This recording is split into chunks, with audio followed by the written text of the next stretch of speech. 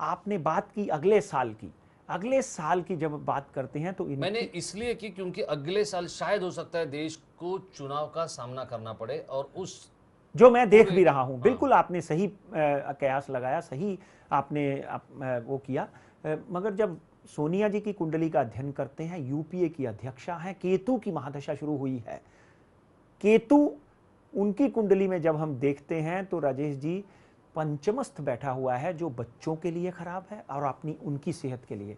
प्रियंका की बात करें तो आपने देखा होगा जिस दिन केतु लगा, बच्चों की कुंडली पंचमस्थ भाव में बैठा हुआ सोनिया जी की कुंडली में प्रियंका और राहुल की कुंडली के घर में बैठा हुआ है। प्रियंका का रॉबर्ट बडेरा वाला प्रॉब्लम जो है वो सामने आया। राहुल जी को भी कहीं ना कहीं विफलता ही देखनी पड़ रही है कहीं ना कहीं से। तो बुध की महादशा सोनिया गांधी के ऊपर खत्म हो गई, केतु की महादशा शुरू हो गई। पंचमस्थ भाव में केतु बैठे हुए अगले घर को, उनकी सेहत के घर को देख रहे हैं, जो फरवरी मार्च में फिर गिरती हुई दिखाई देती है। उनको अपनी फिर गिरती हुई दिखाई देती है।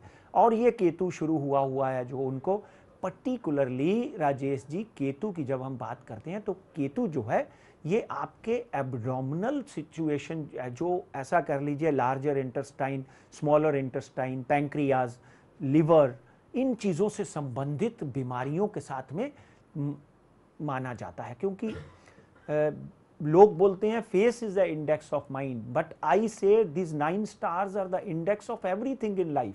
ये आपके ऊपर ऐसा समझ लीजिए ऊपर नीचे जीवन के होने में, सफलता असफलता में बहुत बड़ा हाथ रखते हैं। तो फरवरी मार्च में डेफिनेटली सोनिया जी को एक बार फिर अपनी सेहत के साथ जूझना पड़ सकता है। अप्रैल से लेकर नवंबर 2013 तक सरकार कितनी भी स्ट्रांग हो, एफडीआई मायावती के माध्यम से पास हो गई हो वोटिंग में, तब भी कांग्रेस को अगले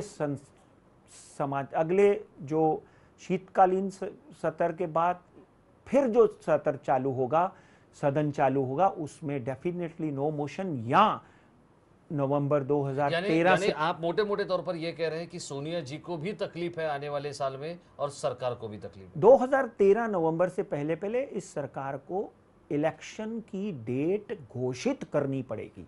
इसी के साथ में इसको लॉक किया जाए, इसको फ्रीज किया जाए। उसके साथ में राजेश जी एक बात तय है कि इनको अपनी सेहत का विशेष ध्यान रखना है। केतु की महादशा में ओम किम केतवाय नमः इस मंत्र का और राहु और केतु के हवन करवाने चाहिए, जिससे उनकी सेहत में बहुत फर्क पड़ेगा। और एक बार फिर विदेश जाकर हो सकता है इनको किसी न किसी तरह की छोटी मोटी सर्जरी करानी पड़े, क्योंकि केतु जो है वो अगर नीच का बैठा हो तो आपके शरीर के ऊपर कट जरूर लगवाता है, स्टिचेज जरूर